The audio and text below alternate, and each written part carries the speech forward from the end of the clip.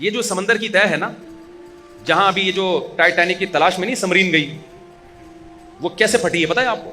سمندر کا دباؤ اتنا تھا پانی کا، وہ ایک سیکنڈ کے 1000ویں حصے میں دھڑام سے بڑھ گئی، ان کو پتہ ہی نہیں چلا بیچاروں کو، وہ اگلے جہان میں پہنچ گئے ہوں گے، ابھی حساب کتاب چل رہا ہوگا، اللہ خیر کرے۔ فرشتے پوچھ رہے ہوں گے کس سلسلے میں آنا ہوا آپ کا یہاں پہ، وہ کہیں گے ہم ٹائٹینک کی تلاش میں نکلے تھے۔ فرشتے کہیں گے آپ کو جس مقصد کے لیے پیدا کیا گیا تھا اس مقصد کی تلاش میں بھی کبھی آپ نکلے یا نہیں نکلے؟ اگر نکلے تھے تو کامیاب ہے، نہیں نکلے تھے تو ناکام ہے۔ آپ مجھے ایک بات بتاؤ، اتنی تہ میں جانے کے بعد جب روس اور امریکہ کی بنائی ہوئی سمرین ناکام ہو گئی، اتنا دباؤ، وہ لوہے اور فولاد کی اتنی بھاری بھرکم سمرینیں وہ ایک دھماکے کے ساتھ تباہ ہو گئیں، اس سے بھی نیچے تہ میں مچھلیاں موجود ہیں، وہ کسی دھماکے کے ساتھ تباہ نہیں ہوتی۔ ان مچھلیوں کو کس نے بنا دیا بھائی؟ آج ہزاروں سال میں وہ سمرین نہیں بن پائی، اور بن بھی گئی تو اتنے سال محنت کرنے کے بعد اتنا کچھ اس میں دباؤ برداشت کرنے کی چیزیں ڈال دی آپ نے۔ مچھلی سمندر کی تہ میں، اور اس تہ میں جہاں ٹائٹینک ہے وہاں مچھلیاں موجود ہیں، وہ کیسے اتنا دباؤ برداشت کر رہی ہیں؟ سائنسدان کہتے ہیں ایکچولی ہوا یہ ہے کہ ان کے اندر بھی اتنا دباؤ قدرت نے کریٹ کیا ہے، فطرت نے، کہ وہ بیرونی دباؤ اور اندرونی دباؤ مل کے زیرو ہو جاتا ہے۔ یار اس کا مطلب قدرت، اللہ جو چاہتا ہے کر گزرتا ہے، اس کا تو یہ مطلب ہوا نا۔ تو اللہ کہہ رہا ہے میں جو چاہتا ہوں کر گزرتا ہوں۔ تو ہم نے کہا کہ انسان پانی میں زندہ نہیں رہ سکتا کیونکہ انسان کو آکسیجن چاہیے۔ اللہ نے کہا ایسی مخلوق پیدا کروں گا جو پانی میں کے اندر آکسیجن ملے گی، مچھلی پیدا کر دی۔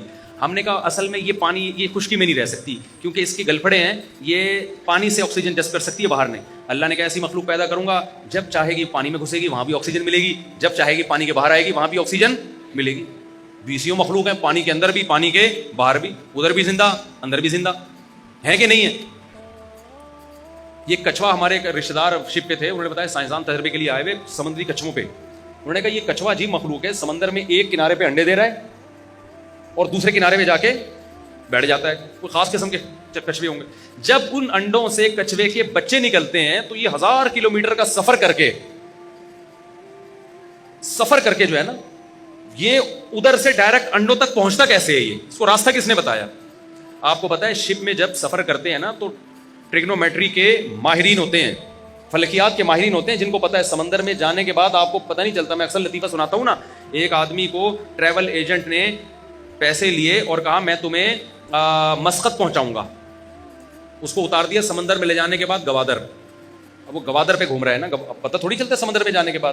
اسے ایک بندہ ملا اور پوچھا کہ بھائی یہاں سے مسقط کتنا دور ہے؟ اس نے کہا پتہ نہیں، میں تو خود قطر میں گھوم رہا ہوں۔ سمندر میں لے جانے کے بعد کچھ پتہ نہیں ہوتا۔ کچھوا سمندر کے اندر سفر کر رہا ہے، وہ سائنسدانوں نے کہا ہم حیران ہیں، تو ہم اس کچھوے کے اوپر کیمرہ لگائیں گے اور کچھ دیکھیں گے کون سی ریس نکل رہی ہیں کہ ادھر انڈے سے بچے نکلے، اور اتنے فاصلے پر کچھوے کی ماں کو پتہ چل گیا کہ وہاں انڈوں سے بچے نکل گئے اور میں سفر کر کے کہاں جانا ہے؟ ادھر جانا ہے۔ پرندے کتنے لمبے لمبے سفر کرتے ہیں، سردیوں میں ایک نارتھ پول سے ساؤتھ پول، اور پھر 6 مہینے بعد ساؤتھ پول سے نارتھ پول، اتنی لمبی لمبی ٹریولنگ، اور کر کیسے رہے ہوتے ہیں؟ اولم يروا الى الطير فوقهم صافات ويقبضن، اللہ کہتے ہیں پرندوں کو نہیں دیکھتے کیسے صف بستہ ہو کے چلتے ہیں؟ پرندوں میں کیا ہوتا ہے؟ آپ نے دیکھا ہوگا ایک پرندہ آگے ہے، وہ ہوا کو کاٹ رہا ہوتا ہے پیچھے والوں تاکہ ریلیکس رہیں، جب وہ تھکتا ہے وہ پیچھے آئے گا، دوسرا آگے آئے گا، پھر اگلے کا نمبر آئے گا، اور یہ پیچھے جیسے ہم جنازے کی چارپائی میں نہیں، پہلے آگے والا کندھا، پھر آپ پیچھے والا کندھا، پھر یہ والا، تاکہ ایسا نہ ہو کہ ان کے جنازے نکلنا شروع ہو جائیں یہاں پہ، میت اٹھا کے۔ ایک بھاری بھرکم آدمی کا انتقال ہو گیا تو اس کے بچے اس کو جنازہ ہی نہیں، لوگ اس کے میت کو کندھا ہی نہیں دے رہے تھے، تو وہ جس کے پاس جاتا بھائی میت اٹھاؤ، ہر آدمی کہتا ہے ہم نے تھوڑی مارا ہے بھائی۔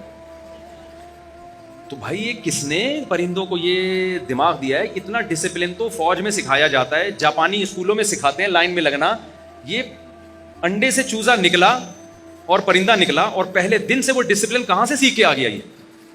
تو اللہ تعالیٰ اپنے کمالات، میری بات لمبی ہو گئی، میں جلدی سے بات کو سمیٹتا ہوں۔ اللہ اپنے کمالات دکھاتا ہے کہ جو یہ کر سکتا ہے وہ انسان کو دوبارہ بھی پیدا کر سکتا ہے۔